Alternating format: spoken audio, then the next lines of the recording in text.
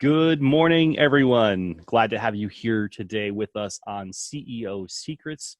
I'm here with my co-host and business partner and friend and a number of other things, right? Vinny Ribas. So how are you doing today, Vinny? I'm doing awesome. How are you, Tony? I'm doing very well. It's been a busy morning already, a good morning. So That's we are here. We're here today to talk about the brilliant business owner. Making sure my technology is all here. Here we go. And you and I have talked about this topic for 6 or 7 years. I'm just thinking back to 2013, I think is when we were talking about this topic at some point, and probably versions of it before that. So it's a topic that I think needs to be addressed today, especially more so today, probably than even when we talked about it before. There's no question. Yeah. So kind of give me your perspective on what a brilliant business owner is and why it's so important that we have this conversation today. Well, for one, I think when people think the term brilliant business owner, they think about somebody who is ultra successful.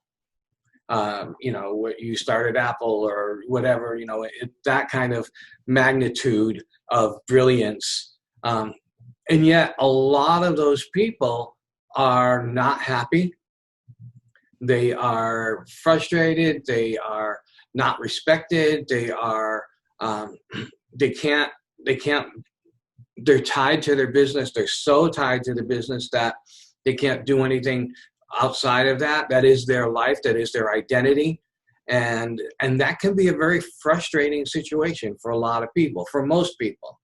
Some people thrive on that. There's no question. But can you be a brilliant business owner and not have mega success? And the answer is yes. And that's what we're going to dive into is how can you literally feel like you are a successful, brilliant business owner? How can people look at you and say he's a brilliant business owner for a different reason other than how much money you've accumulated? It's interesting because this thought just struck me. It wasn't even in our pre-discussion here, but there's been a lot of talk recently, and I've even had a few on other Facebook Lives that I'm running, a few people that talk about from success to significance, or that concept. There are several books out there right now about that, and they're talking about kind of that the next stage in your career after you've been successful. Mm-hmm. Then how do you find significance? I think there's a great value in having that conversation. But in my mind, what we're talking about being a brilliant business owner is something different because it's what you do while you're maybe on the road to success, or what people would see as success. So it's who you're being now. It's not just maybe the second part of your career. Right. Okay. Absolutely. Yeah. And it's not when we say brilliant, it is not how smart you are. I don't want to get people to think about it from that perspective as far as, how book smart you are or anything. There's a different definition of brilliance in this discussion, and we'll go into that.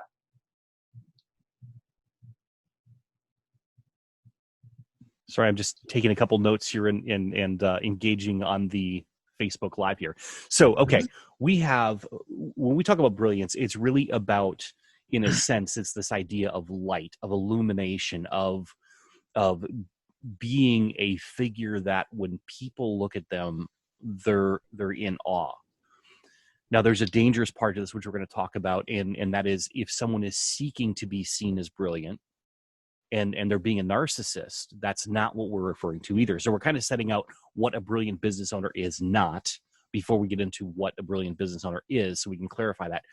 Because if we go down the path of someone who is seeking to be seen as brilliant and the light and the illuminated one, that path toward narcissism does not provide benefit to anyone. Potentially to them, but that would be limited benefit and for, at a great cost. So when we're talking about it, we're talking about someone who is recognized by others as being brilliant, but they themselves are likely so humble that they don't actually acknowledge it for themselves. Would that be a fair statement? I think that's a very fair statement because there is a big difference between how we perceive ourselves often and how others perceive us. And sometimes we don't even want to think about, am I brilliant? Because we just don't feel like we fit that mold. And then there are other people who, that's all they do is tout their brilliance, whether it's accurate or not. And so what we're looking for here is when there is that balance of, I'm doing things right, I feel good about myself, and you know what? Other people feel good about what I'm doing too.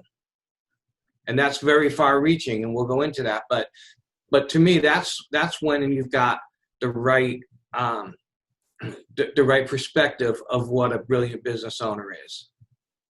Excellent. So why isn't brilliance enough? Why isn't enough just to be a smart person, a person who's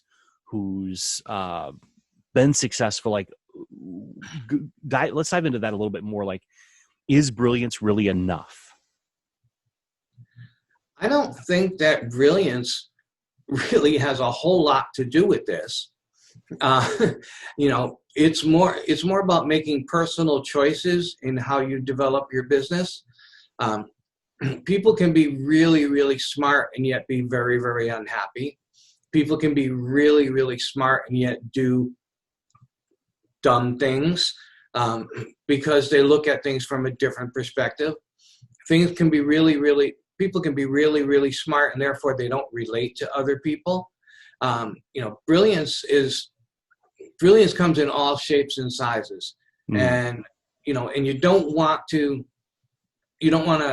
pigeonhole yourself when it comes to, I'm smart, so I'm a genius, or when people look at you and say he's really smart, she's really smart, she's really got a lot on the ball, and yet deep down inside you're quite unhappy. Because the brilliance is only the mental capacity to process stuff. And there's a lot more to life than that. And there's a lot more to being happy than that. Right. So the nuances we're kind of taking out here is that brilliant, when we talk about it, is not just about the intelligence or one aspect. Kind of like a diamond. A diamond with only one facet would not be brilliant. It would not shine. It would not have the luster. It's got to have many facets to it. So, okay, so let's dive into, you and I over the years, we've identified 5 criteria that we see in business owners that we believe are brilliant from the perspective we've been talking about. So let's dive into those 5 criteria or characteristics, you might call them, and what would you say the first one is? How would you look at that first facet of a brilliant business owner? Well, it's kind of what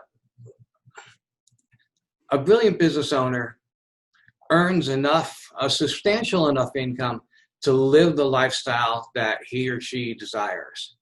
And that can come, again, in all shapes and sizes. It could be, I want to have a Learjet, I want to drive the fanciest car, I want to have the biggest house, and that's great. And the question becomes then, if you don't achieve that, are you unhappy? And then there are other people who, on the flip side of the coin, say, I'm very happy being in a 1,500 square foot house and having a 1/4 acre land and driving a modest car and everything. And if their business supports that, then they've reached the first level of brilliance, even though the outside world might not look at them as being brilliant because they don't have the Learjet and the beautiful car and the mega house and everything like that. So it's an internal thing that if you build your business so that it supports you at the level that you and your family, not just you, that you and your family are comfortable with and are not just settling for comfort, it's the level that you desire to be at, then I think then you've achieved the first level of being a brilliant business owner. I'm going to play on that a little bit because I think there's a really good point here. because people go through stages in their lives. As an example, I mean, I've got two daughters who they're now in high school, and the level of business that there's desires I have, but I don't feel that right now is the right time to go try to fulfill those desires. In a few years when they're in college, I can take my eye off of, the day-to-day activities with them in the few years I have left, and I can focus more on that. So, and I'm not calling myself a brilliant business owner, but I'm using this principle here, this criteria here as an example. So for me to know that there is definitely more for me down the road, but at this point to be very, very happy and to be making a substantial enough income to live this lifestyle, right? That would put me in that criteria. I think what stands out to me here too, if I can dive into the psychology of this a little bit, is if we look at the science, the behind positive psychology, and I've talked about this in a lot of places, but I think it's so important. There are 5 things that humans are seeking, and ultimately, it's positive emotion, right? Happiness, joy. We want to eat a good meal. We want those positive emotions. There is engagement or flow, which means the day kind of flies by, or we're deeply engaged. We lose track of time and self and all of that. Then there's, human connection, relationship. We definitely want relationships. There's meaning or legacy, and then there's achievement or mastery. And when I look at these, not every person is seeking all 5 of these, but every one of us is seeking 1 or 2, maybe 3 of these, definitely. And I think if the individual is aware of what they're seeking, and they build a business that provides substantial income for them to live that lifestyle and to seek those things, like maybe someone's going after meaning rather than achievement of having the biggest business in the city or the biggest business in the country in that particular area. But they may say, hey, I want a substantial enough income that I can go support the soccer league in the city because I believe in helping out the kids that are, coming up at age 5 through 10 or something like that. And that would be, if they had enough income to support themselves, to live substantially that way, and then support what's meaningful to them, that would be the type of thing. Versus like the jets as an example, or the fine dining, which that may be more positive emotion oriented, then the person seeking those things would be fulfilled in this regard when they reach that. Does that kind of align with what you're saying? Oh, absolutely. I think there's, there are different levels of satisfaction with what you're doing, and it is a matter of choosing what it is that would really make you happy. At my stage in my life right now, being 65 years old, my wife and I are looking at going out to buy a house that has a couple of acres of land that she can do lots of gardening on, and we have some flexibility to, I would love to have friends over and be able to do garden parties and stuff like that, musicians and everything, because I'm in the music industry. And so to me, if my business is supporting that lifestyle, which is minimalistic, it's not a huge, big deal. We're not looking to live in a mansion or anything like that. We wouldn't want that. We wouldn't want to have that burden actually of having to keep that up. We just want to be comfortable and have a place now that we can call home until we're gone. And so we're choosing what it is that we want, and part of it is the lifestyle that we want, the location that we want, and we'll be ecstatic when we are able to move into that level, which is what we're working on exactly right now. And while other people are striving towards something that's totally different, and it doesn't matter what it is. Like you said, it could be that they want to be able to give a lot to charity. It could be that they want to be able to donate their time, but they're tied to their business. And yet, so they can't donate their time, whether it's to Little League or a PTA or to a bigger cause. And so it is about making personal choices with your family, everyone, not just you, mm-hmm. as to what, and it's not settling. We're not talking about settling. We're not saying, okay, we can only afford a 900 square foot apartment. So we're going to make the best of that. You have to do that. But that's not the way you build your business. You need to build your business so that I look at it this way. When I talk to an artist, a musician, and I'm coaching them, I ask them where they want to be 3 to 5 years from now. And then I work backwards. Okay, if this is where you want to be, this is the income that you want, this is the lifestyle that you want, this is the car you want to drive, the house you want to drive, this is where you want to live, this is how much traveling you want to do. All of those things we define, and then we work backwards and we say, okay, in order to get there, what do we have to put in place in the last year before that? And what do we have to put in place in the year before that? And we work back to here. What kind of venues are you going to play in that will give you that lifestyle? Are there, a lot of musicians get stuck in, I just am going to play bars the rest of my life because they don't know what else is out there. And so they get stuck there, but that will never give them the lifestyle that they've actually defined that they want. And so I think business owners have to do the same thing. You have to look at where is it that I really want to be, that my family would love to be, and then how do I build my business so that within a couple of years I have secured that kind of an income, and it's comfortable and it's long term. It's it's not a matter of getting one big sale and then great, I can afford it now, but I won't be able to keep it up for the next year.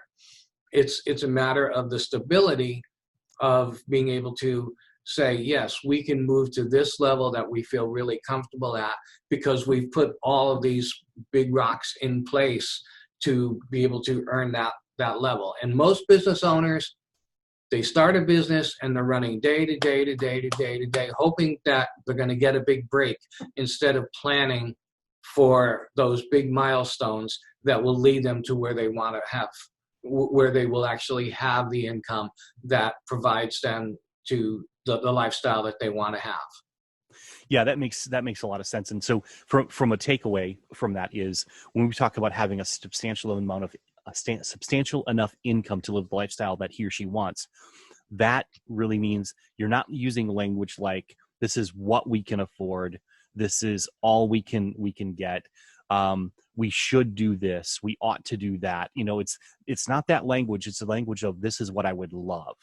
This is what really fills me up or fulfills me or satisfies me.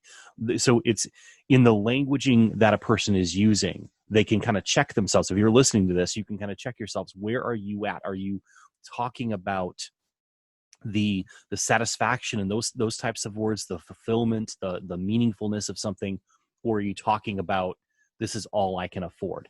Now, I say this, and in the context we're in right now at this moment with COVID-19 and still going through the quarantines and the kind of the upward swing again that we're in with the infection rate and all that, how does a business owner, maybe a business owner, they've been through this process. Now they're looking at, well, I don't have substantial enough income to live the lifestyle I want now. How would you react and respond to that, Vinny? Well, obviously, this was an unprecedented and totally unexpected downturn. Mm-hmm. There's no question. And one of our points later on will address this a lot, directly.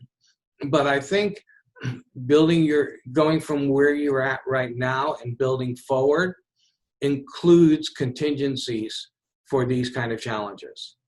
And I think that any business owner who's facing, and everybody's got a different level of how this has impacted them. So I can't speak for everybody. I mean, there's some people that are looking at literally closing their business because they just can't, keep the business open given, the fact that they haven't had business in a couple of months. Whereas others are making the best of it and they've been able to eke along, and then others didn't have to. In fact, they were positively impacted by it, if there is such a thing, because they're in the medical field or whatever, and they did not lose their income. Um, but I think knowing that these kind of things can happen and planning your business around that, and also being able to reassess where you're at right now and saying, okay, what do I have to put in place from this moment forward to regain the momentum, to regain the income, the confidence, everything that goes along with having the business. Um, I think I think overcoming the emotional distress of it, not over, it's hard to say overcoming, but dealing with the emotional distress of it in a positive way and saying, how do I utilize this to move forward and to build a stronger, more solid business moving forward? I think that's kind of the attitude that you have to take. Yeah, I think it's interesting. I think you're on target there. And one of the things that stands out to me is that, and as you said, one of the future criteria we're going to talk about, we'll address this more specifically. But what stands out to me is that this is exactly why you can't be a brilliant business owner with just one facet. In other words, Mhm. if you had designed your business in your life and you were making a substantial enough income for the lifestyle that you desired, that's absolutely what we're suggesting you do. That's the first facet. But there's got to be something more, because that's not enough when certain situations or the unexpected, the unforeseeable thing happens. So let's move a little bit forward Well, here. Or did you have something else to add? yeah, I think that you're touching on something that's really, really important, and that is that most people trade hours for dollars in their business.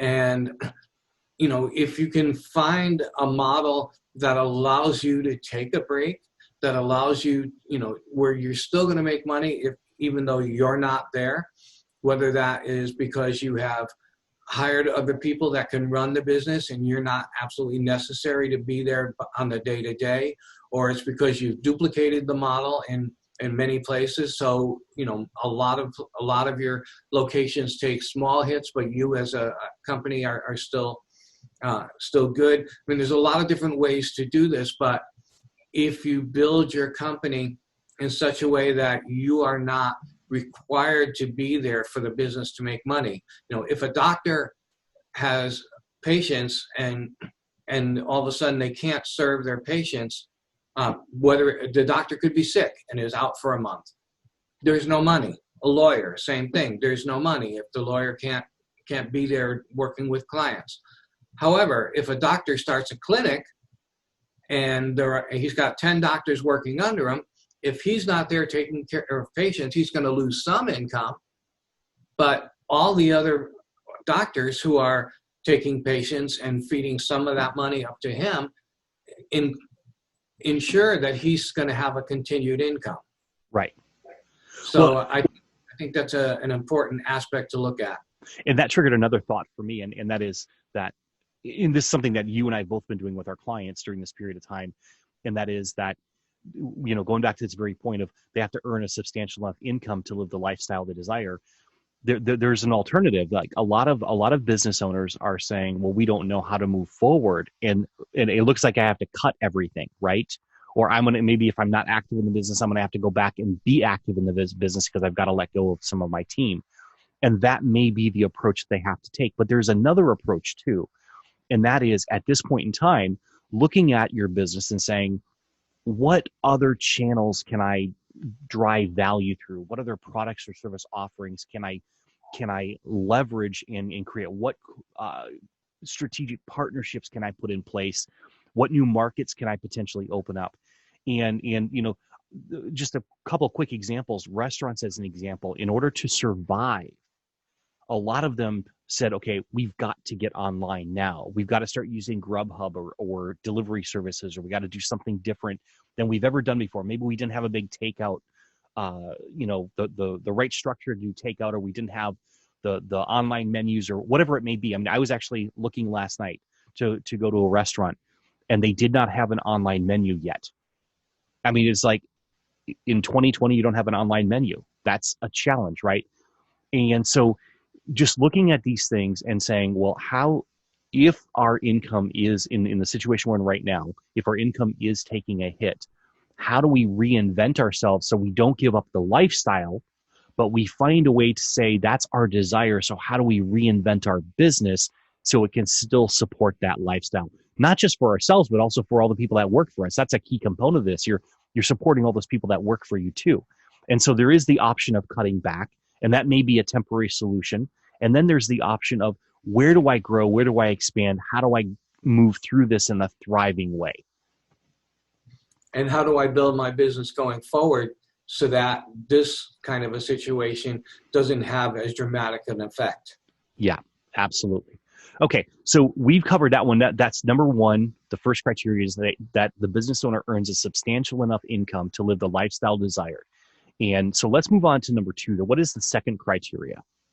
A brilliant business owner maintains a strong work-life balance, a term that is used often and often misunderstood, actually, um, because a lot of people work and work and work, and it's nonstop, and their business is designed for, the way they unfortunately designed it is it requires them to be there all the time, and it requires them, maybe to be working 14 hours a day. You come home, you eat, and then you're back at work all night. And you and I both know that situation, so we're not quite brilliant business owners yet, but Right. we're working on it. And for me, it's a matter of taking on lots of projects that I absolutely love, which makes me, brilliant in that perspective, as long as they're making enough money to make my wife happy. And so, but I digress. The bottom line is that you have to build your business. If you're going to be a brilliant business owner, you have to build it in a way that allows for you to take care of everyone else, to take care of your family, to take care of yourself, whether it's exercising and getting some rest and taking vacations and stuff, so that you have balance in your life and your family has balance in their lives, and you're able to do the things that you want to do, like we said in the first segment, but be able to do it in a way that it's not stressful. I Mm-hmm. mean, some people will take time off, but they're stressing all the time that they're off because they feel like they should be working, Yeah. and they feel guilty about it. And so being able to make enough money to have the lifestyle, but not sacrificing having a strong work-life balance where you're taking care of yourself and your family, and you're giving them the attention and the things that they need as much as your business needs you. Yeah, and I think it's important for us to acknowledge that working a lot of hours doesn't mean you don't have a good work-life balance, and that's not what you're saying. It's not like not everyone has to work the 8 hours a week, and I say that because a lot of times a lot of the business owners we know absolutely love what they do.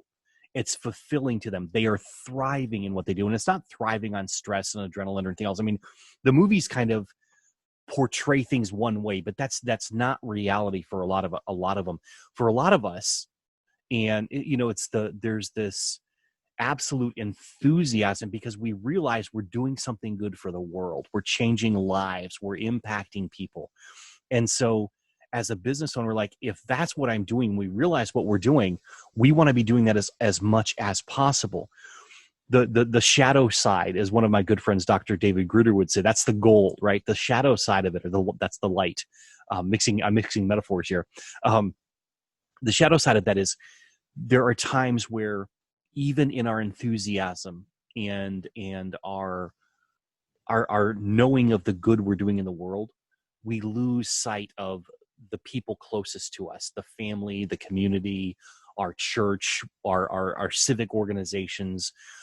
We lose sight of how we can help the people closest to us sometimes. And so that's where we've got to evaluate, even if we really love what we're doing and believe we're doing meaningful work, we've got to evaluate, do I need to take a pause from that momentarily to do some other things over here?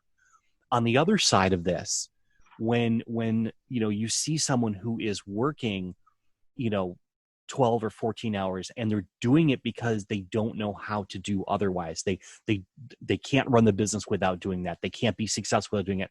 That's another problem entirely. That's a matter of they have not created the systems that they can duplicate and hand off to other people.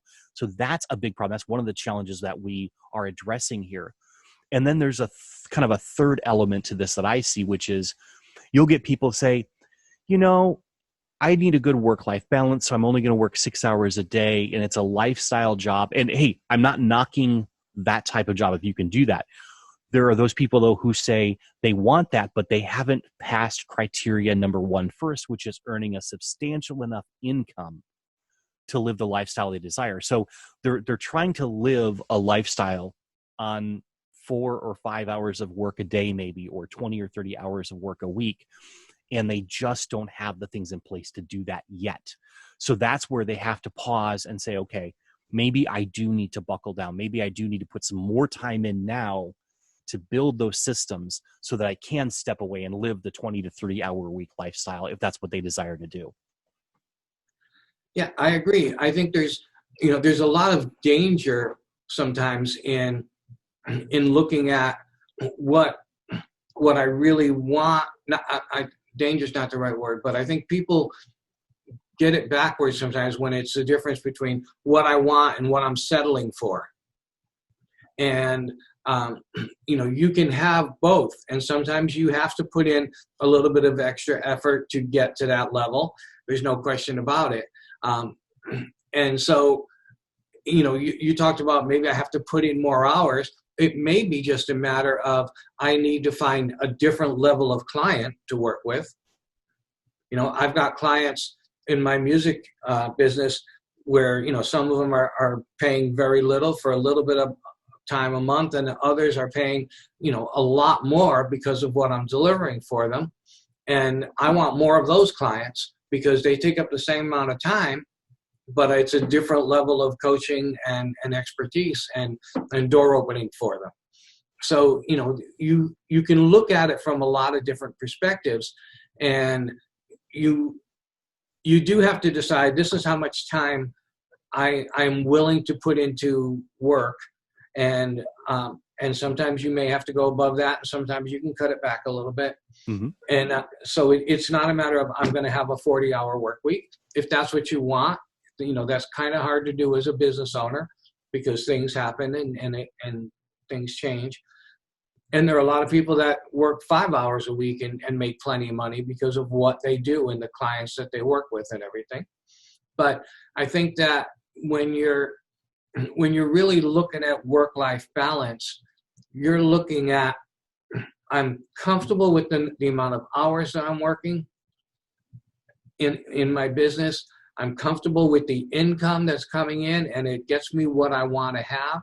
My family is comfortable with all of this. It's not just me. It's, my family, do they need more attention?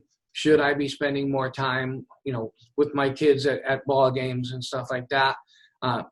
There's a lot of decision making that goes into this, and it has to be a team discussion, mm-hmm. because otherwise we get, as business owners, we get really wrapped up in our business. And like you said, for us, sometimes, working 12 hours a day, 14 hours a day, it's exhilarating to us. We're getting a lot done. We feel good about it. We know we're affecting lives, and that's all wonderful. But we have to ask the question, how does our family feel about that? How does my spouse feel about that? How do my kids feel about that? Am I neglecting my friends? Am I neglecting other people who are also counting on me? And so, there's no, I don't think there's a clear-cut answer to this, mm-hmm. other than you have to be totally aware of what it is that you want, what it is that your family wants, what it is that, what do they deserve from you time-wise, and and it's one thing to spend a lot of time with them, but then all the time that you're there, you're focusing on something else. You're thinking about business. That's not fair to them. So we're not talking about making, an immediate decision right this minute. We're talking about how can you move your business model, your business structure, the things that you're doing in your business so that there is no question that you are giving yourself, your family, your friends, your church, your civic, your community, anybody, you're giving them the due that they, the time that they have earned it and they deserve to have. And at the same time, you are satisfying criteria number one, which is you're making enough money to have a good lifestyle, the lifestyle that you want. And making that conscious decision of how do I shift my business, how do I shift my own mindset to build a business that's going to allow me to do this. One of the things that really stands out to me, Vinny, is that, again, these are really complex issues, and there is no black and white line. There's no like box we can say, here's where you need to be and here's when to know to go to the next level. It requires, I think, deep self-awareness. You have to be aware of what you're thinking, what you're feeling, and you have to reevaluate that on a regular basis, even if that means on a calendar basis, like once a month, check in with your family and say, okay, do we need to make adjustments? What's happening over the next month? Do I need to put a little more time in here or there? And even the language that I hear us using, and I want to point it out that we're using this language so that it can be up leveled. We're saying things like need and should and that, and really that's not what we mean, but we tend to use that language. What we're talking about is, let me use this as an example. Being present wherever you are, like fully present. Your conscious mind is engaged with the activity you're doing in a particular moment. So if I'm with my family, I'm present with my family. I'm not thinking about work. I'm not texting a colleague. I'm not checking emails about work. I am present in that moment consciously and engaged consciously with the activity of that moment with my family. Or when I'm at work, there's the counter side to this, especially with a lot of people working from home right now, right? The counter side to this is when I'm working, the family respecting that I have to be present working when I'm working, right?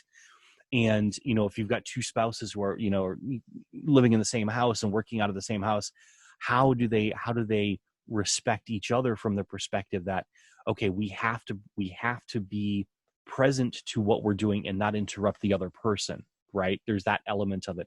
So I think being present and being aware are two key components really to all these criteria. How do you evaluate them? But in particular with this harmony, this work-life balance we're talking about, because while your business can do a lot of good for a lot of people, and it does, from the people you employ to your family to the customers you have, you also have to be focused on what else is there out there. How could I do even more good if I was to look at things a little bit differently?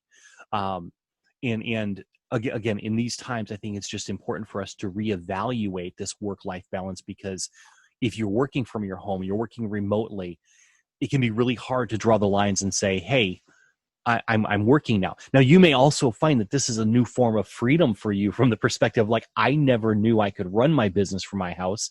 I like the idea of putting in an hour or two of work and then taking 30 minutes and going and doing the dishes or cutting the grass or doing something else, right? And then coming back and doing another couple hours work. This may actually open people up to a new possibility of what they could be living that they hadn't even imagined possible. They kind of settled into the way of going to an office, working for X number of hours, coming home, and really segmenting their lives. Maybe now this new option is something better for them. So I think it's always good for us. The message here is, with the work-life balance, a strong work-life balance, you've got to continually evaluate what's happening. You've got to do the check-ins. Communication, I think, is a third piece of this. You've got to be communicating with your loved ones, your friends, your community. Find out what they would desire. What are their desires? And it's not that you settle or give up on your desires, but it's about taking a step back. And once you clearly understand what they desire, you can then say, well, this is what I desire. How can we get this to work? How can this be harmonious so that everyone achieves their desires in this process? I think you're absolutely right. And I know, we're kind of short on time, so I don't want to dwell on this too much, but I think that the one important part is that you have to take care of yourself just as much as, and evaluate how are you how are you affecting your health? How are you affecting your mental health? How many times do we say, I always wish that I could have played piano, but I never took the time to do it. I never had the time to do it. We say we never had the time to do it. It was never, I never took the time to do it. And, there are things that we would love to be doing, and that it would be very relaxing for us, and it would help to feel more satisfied for ourselves, as well as, the whole healthy side of exercising or walking and things like that. And that's all part of this too. You have to evaluate not only what everybody around you is feeling, but you also have to look internally as to what is going to make you absolutely happy. Absolutely. Well, a quick shout out to some people who have jumped on here. Patrick Smythe actually has jumped on here. Hey, Patrick, long time no talk to. Yes, it has been a long time. Andrea, Chris, David, Bill, Maria. There's a lot of people have come in and out, and I know it's early in the morning for a lot of people to be jumping on here, but hopefully you go back and watch the replay. Okay, let's jump on to criteria number 3. What is the third criteria for a brilliant business owner, Vinny? A brilliant business owner has or is building a secure future for himself, for his family, and his business. A lot of business owners are building things for today. I make enough money today to pay for what I'm doing today, and then I'm happy. Most of them will say that they started their own business because they want to create wealth. But not everybody, in fact, a large majority, never really achieve that. And we're not saying that makes you not a brilliant business owner. What makes you a brilliant business owner is if you've created a security in your business and for yourself and for your family that allows for the contingencies like we talked about earlier, where there's a crisis like this, like we're going through right now with the virus, and yet the business is able to survive. The business is able to survive if you are sick and can't work for a month. We talked about that. The business is able to survive long term if you want to take a vacation. The business is there 20 years from now. It is not based on just what's happening in the world right now. It's adaptable, and you're able to do things that will take you into the future. Your business. I mean, there's so many different aspects of this, but it's a lot of people build their business and live day to day like they would a weekly paycheck, and even though their goal was to build it and create wealth, they have not built it in such a way that is ever going to happen, and they're never going to be able to, after they retire, let's say, or when they want to, they're not able to maintain the lifestyle that they chose in section 1 here. Right. So it's interesting to think about this one, because I think, having a secure future is there's always going to be uncertainty. There's always going to be things that are not foreseeable. But if we recognize many of the threats, if we build in, it's not just like having a savings account or having investments. That's a part of this, right? But it's also things like having products or services that continue to deliver revenue, continue to deliver income if you're not there working. Let's say, in the case of a lot of businesses that have gone through this right now, I was going to use the typical example we use. Let me start with that. Typical example we use is like if you had a medical procedure, all of a sudden, like you have a heart attack or something like that, and you're laid up, or you break a leg, or something happens, right? And you get in a car accident and you have to take time off. This is being prepared for the future. That's what we were referring to. I think that this whole coronavirus gives us a whole nother perspective on things to say, what if my business has to literally close its doors for, with a 24-hour notice? Am I prepared for that? I think this puts us at a whole nother level of risk and resiliency, because if we can build to understand how to eliminate or mitigate the risk of 24 hours we have to close our doors, how do we build a business that can survive that, and not just survive, but thrive? And so you've got to start evaluating your business, I think, and saying, okay, if this could happen. How do we have business that runs outside of just our brick and mortar stores, right? Or how do we have a business? Maybe you just have an online business. How do we have a business? And I'm gonna use an example there. One of the people we interviewed on a podcast, the Really Know Your Customer podcast, they actually run a logistics, or they're a C-level executive in a logistics company. And even though they serve e-commerce companies ship products that are located in the physical warehouse someplace, and those warehouses were shut down. So they had about 24 hours to literally take their clients' stuff from one state, a warehouse in one state that was closing down, to a warehouse in a different state that was still open, so they could continue to ship their goods and services. So that's an element of thinking about. I would never have imagined that had to be done. That they had never imagined they would have to do that type of thing. But if you start thinking about, what if my channel of operation shuts down, what I rely on, how would I deal with that? That's, in a sense, this building for the future. So it's not just about having a nest egg of money built up, but it's being able to have the resilience in your operations that you've planned for things, or you can at least be creative enough in the moment, partner with the right people, so that your business can continue to operate even if there's a minor hiccup and, or like a temporary delay, but you can get back on track again. I agree 100%. I think that there is so much value in building resiliency into your business, because it gives you the incredible peace of mind moving forward, and gives your family peace of mind. And so I think that you have to think about, not only the resiliency, but the whole idea of, what are the things that I need to put in place just to protect my business? Do I have the right insurances? Do I have business, interruption insurance? Maybe it wouldn't cover a virus, but you're putting things in place that would enable you to survive a major challenge. But it's not only a major challenge that can be devastating for some people. Sometimes it's a matter of, I'm ready to switch gears. I'm tired of this business. I accomplished what I wanted to do. Now I want to move on to something else. And they go to sell their business, and they find that there's no value in it, because everything was dependent on them, let's say.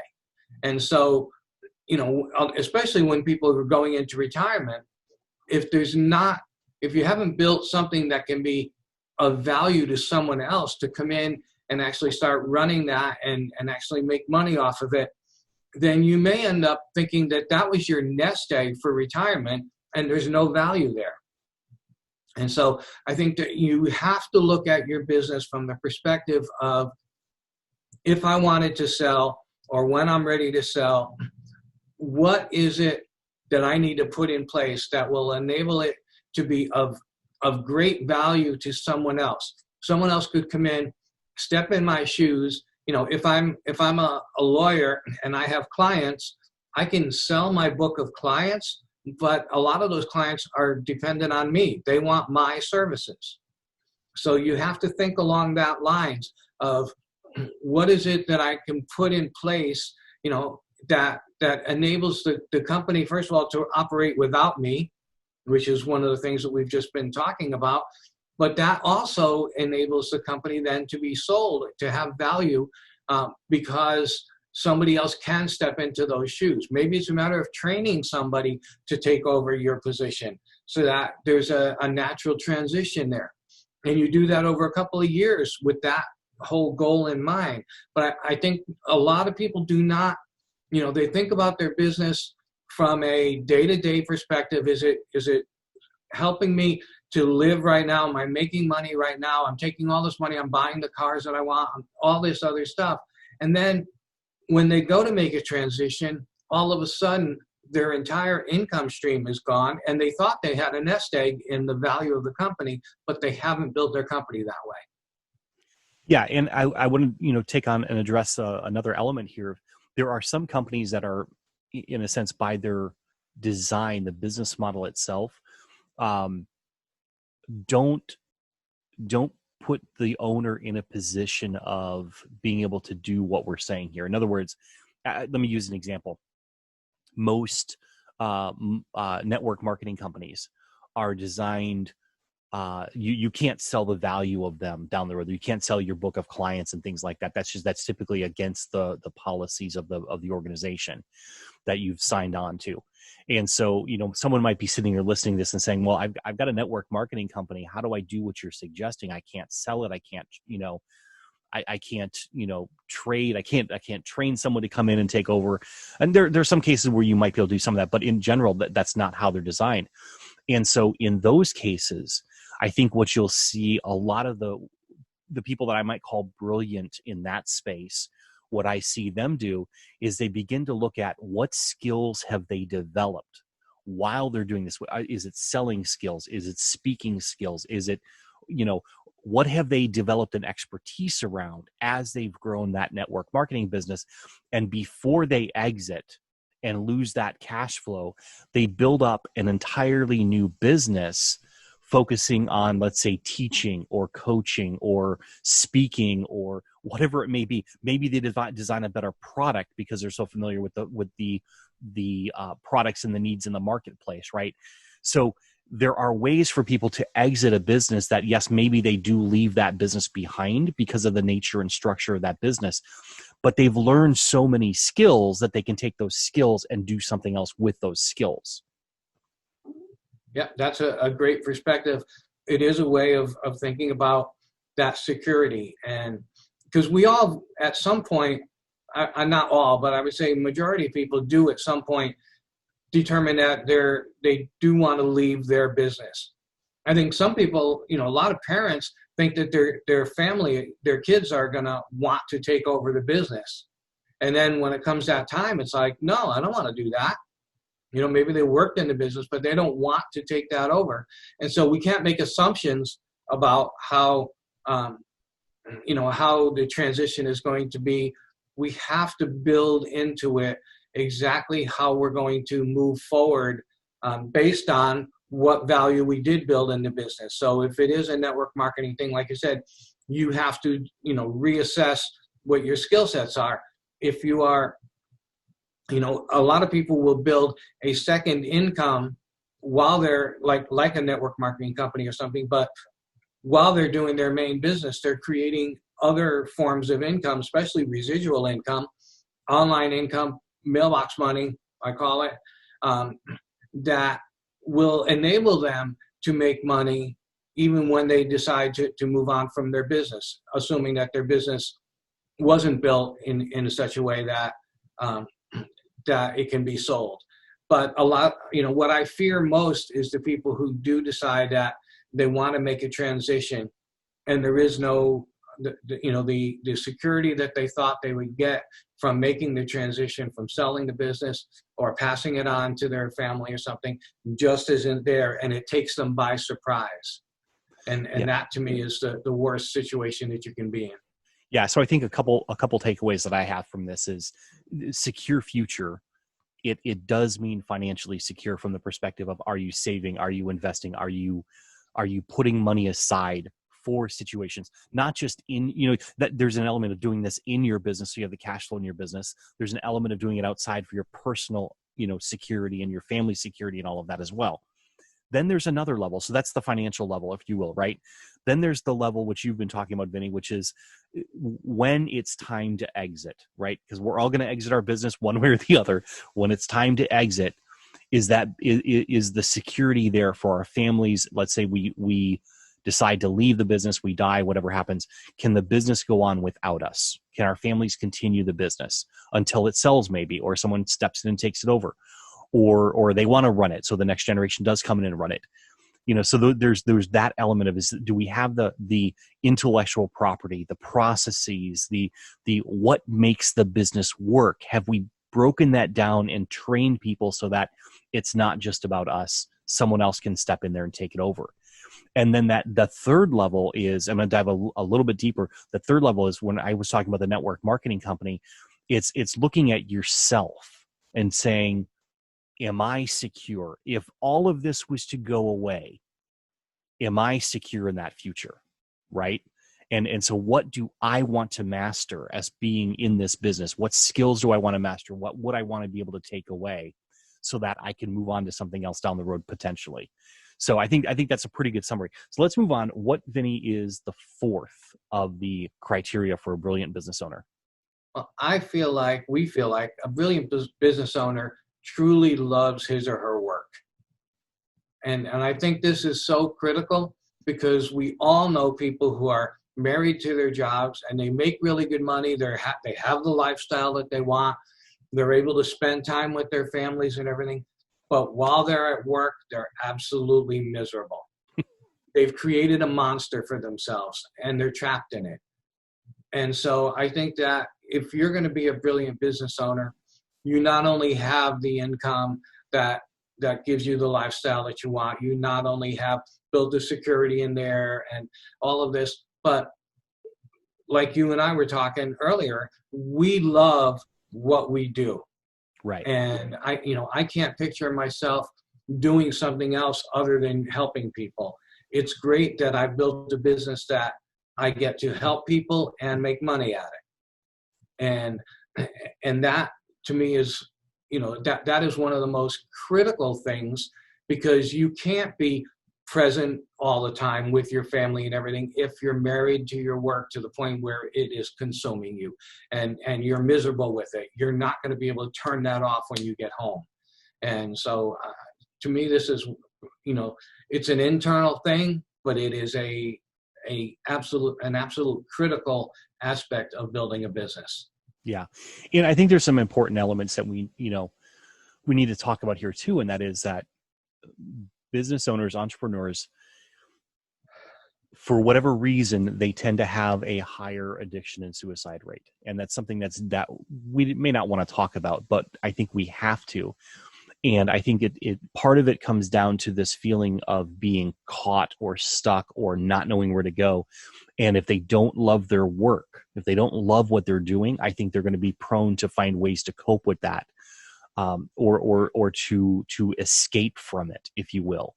And while it's an unfortunate thing, and it's something we do have to address, that's why I think it's so important that people do love their work.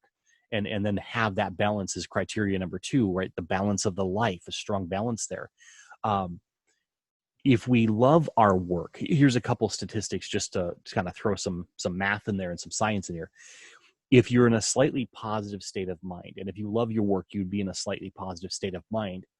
You are, I think the number is, salespeople are 37% better at selling.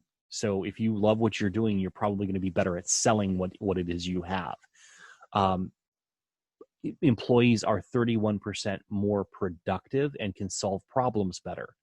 Now, if you love your work enough that it gets you into a state of engagement and flow, the numbers are even higher there. We get up into creativity can increase by 200 or 300%. Your productivity can increase by up to 500%. So you get a lot of stuff done in a very short period of time.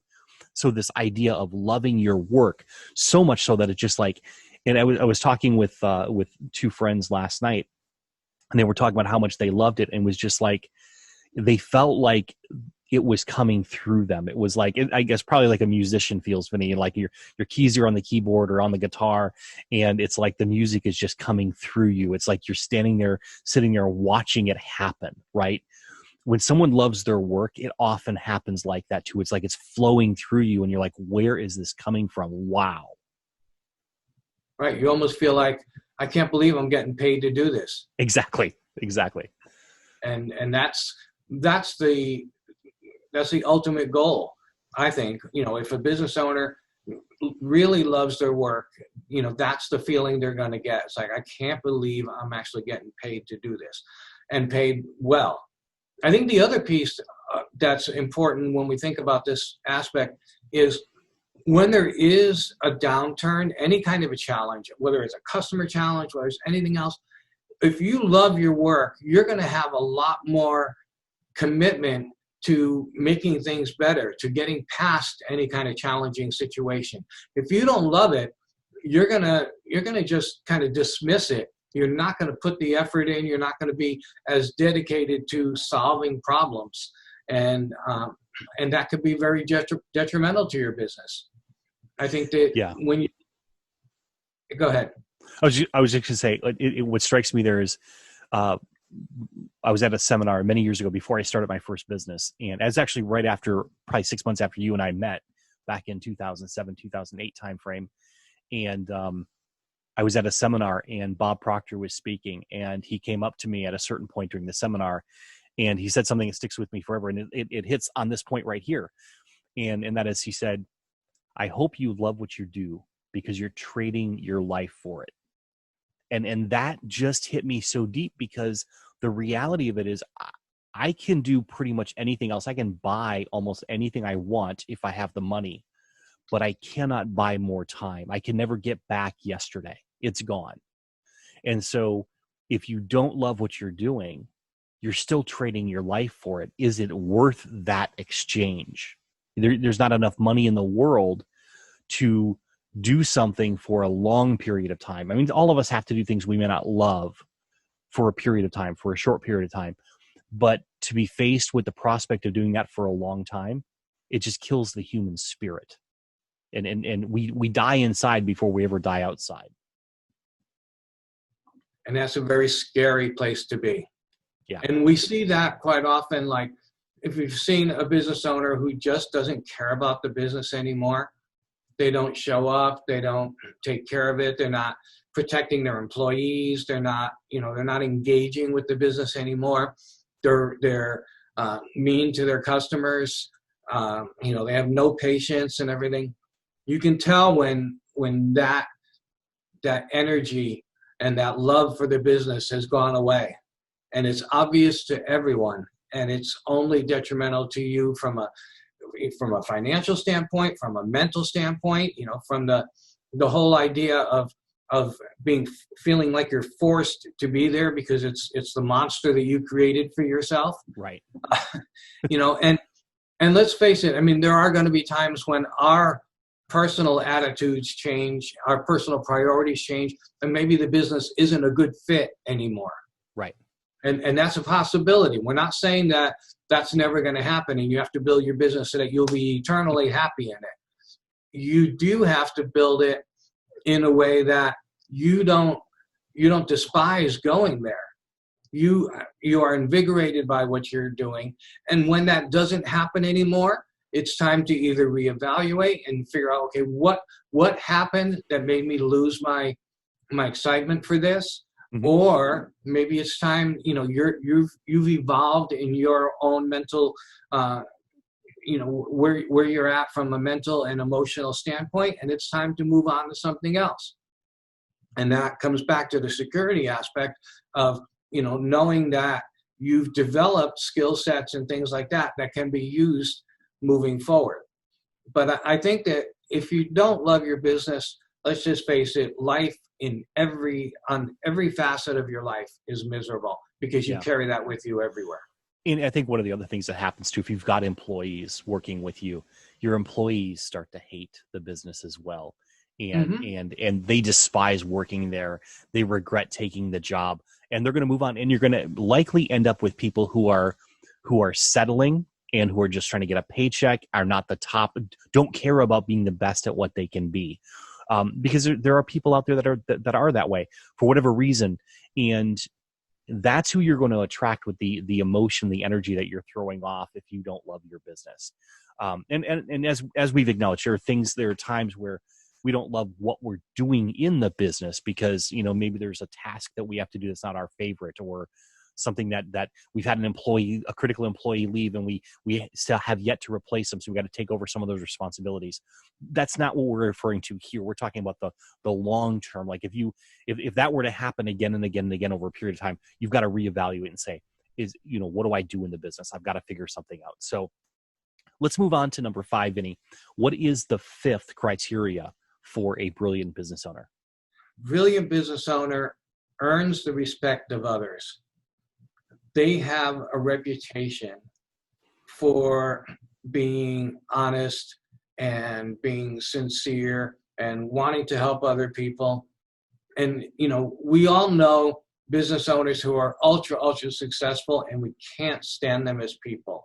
And I'm not talking about because of their political bend or something like that.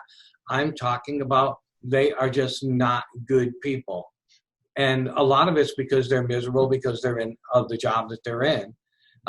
But I think that as much as you have to um, build your business for yourself and your family, I think if you can earn the respect of others, and we're not necessarily talking about the rest of the world. We're talking about your employees.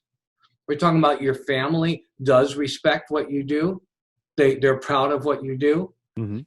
We're talking about your friends. We're talking about when you go to the people recognize that you support the PTA or the local sports team and things like that. And it's not about winning awards. It's not about getting massive recognition. It's just about somebody saying, that's a good person. Yeah. If I could work for them, that would be great. Or, I like being around them. That to me that brings all of these things together when all of these other pieces fall in place, and you can still earn the respect of others because you're not undercutting people. You're not, sabotaging other people's businesses. You're not putting them down. You are just a good person. Then you've completed the circle here. It's interesting because respect is one of those things that if we seek respect, we get into this area of potentially narcissism. Because we're trying to be the respected person. We demand respect and all that, right? But on the other side, if you are cognizant of your values and you choose to live your values, you will be respected, even potentially by your enemies, right? By your competitors, because they see that you're living your values. They see that you've got integrity, even if they don't agree with you, or even if they're competing against you in business, they'll see that. And there's this idea that's been kind of floating around for me as we've had these 5 for a while, and as we were talking before we got on, the idea of admiration I've been researching admiration from a customer experience perspective, and I think it really stands out here, maybe even more so than respect, or maybe an elevation of respect. And what the research shows is that there's 2 types of admiration where people admire others and they go out there and talk about them, and they actually, these individuals admiring another person, say, I want to go change my life, right? I think that's even more powerful than respect from a perspective. Like, I can respect a person, but it may not have enough impact on me to say, oh, I want to go change my life now because I respect that person. But admiration puts us up into a different category. It's transformational. And so the 2 types of admiration that psychologists have identified as distinct and clear, first is the admiration of goodness. They're kind people. They're good people. They do the right thing. They go out of their way to help others, right? It's that type of language that you would hear. The second type of admiration is related to the mastery of skill. It's admiration of skill. And so for someone who has, they're just, we can admire a business owner who has created a business that just, it's run smoothly. It seems to handle the challenges well. It goes through these different situations and comes out on top. They seem to always be creating amazing products and helping people in amazing ways, right? So there's that level of mastery that they have. Or they've got employees. Every time they hire an employee, it seems like all their employers are good. Now, we know there's stuff probably going on the back end, but what the public sees and what they strive for is this level of mastery. And so it's the goodness and the mastery that I think lead people to admiration. And when you and I have talked about the business owners that we really respect and admire, I think that's what we're really pointing to many times. Oh, I agree 100%. And I do admire people who have that mastery. In the music industry, obviously, somebody who's a master piano player or guitar player, gets a lot of respect from me. There's no question, because I know what went into that and what they had to go through in order to get to that level of mastery. But I think the less obvious one is the one where it is just, that person lives a life of integrity. And that to me is more critical than anything. And I'll even look at that from like an employee standpoint. I would rather hire an employee who's got the integrity, has a work ethic, respects other people. I would rather have that than have somebody who's an absolute master of what they're doing and yet is just not a good person and is not treating people with respect. So I think that there's a lot to be said for the mastery part of it, and that's important. But I think that the most important thing is that what other people feel, when they think of me, I'm not commanding respect, but I feel like, if they're saying that he's earned my respect in some area, then I feel like I've done my job, that I'm on the right path. Absolutely. So is there anything else you've had? Let me run through these one more time just for people. So we have the 5 criteria are: the business owner earns a substantial enough income to live the lifestyle desired. Number 2 is they have a strong work-life balance. Number 3 is that they have or are building a secure future for themselves, their family, and their business. Number 4 is that they truly love their work. And number 5 here is that they are respected. I lost my notes here. They have earned the respect of others. So anything else you want to add, Vinny, before we close up for today? I just want to add that all of these are attainable. And no matter where you're at in your business, it is a matter of self-evaluation. Maybe it's a matter of bringing the whole team in and saying, okay, look, we're not reaching this point. We haven't built value in the company, for example. So let's really evaluate. Do we have any intellectual property? We go back to the asset inventory that we talked about last week. Mm-hmm. What do we have that is of value that we could actually build a long-term income off of? Let's say, I'm just throwing one thing out there. Or what, we're doing this and we're doing it because it's successful for us, but the public doesn't perceive it that way. What can we do to get the public to understand our motivation? Or what can we do to change public perception of what we're doing? And I mean, you just have to look at each of these from an individual standpoint and say, okay, what is it that I need to change with myself or in my environment, with my business, with my business model to get on that path? They're not going to be achieved overnight. There's no question. This is not, there are very few people that actually achieve all 5 of these. I think these are things that you're always striving for. And, some of them will be easier than others. If you're a good person, you're going to get respect. But some of them are a little bit more difficult, possibly because of the path that we've chosen, the skill sets that we have, the way we've built our business that requires now a whole new way of thinking about it. But the bottom line is that every single one of these is achievable. And if you're working towards them, you can be very proud of yourself. And if you don't lose sight of them, eventually you will get to that level. Absolutely. And I think it's important to note that if you look at these and you say, well, I haven't done that, I haven't done that, it doesn't mean you're a failure. It's a work in progress. And these criteria are not there to judge or say, oh, look, I am, if you have a person who says, look, I am a brilliant business owner, right? They may be a narcissist. So the point of it really is to give you a perspective to say, where can I continue to grow? How can I continue to mature, to develop?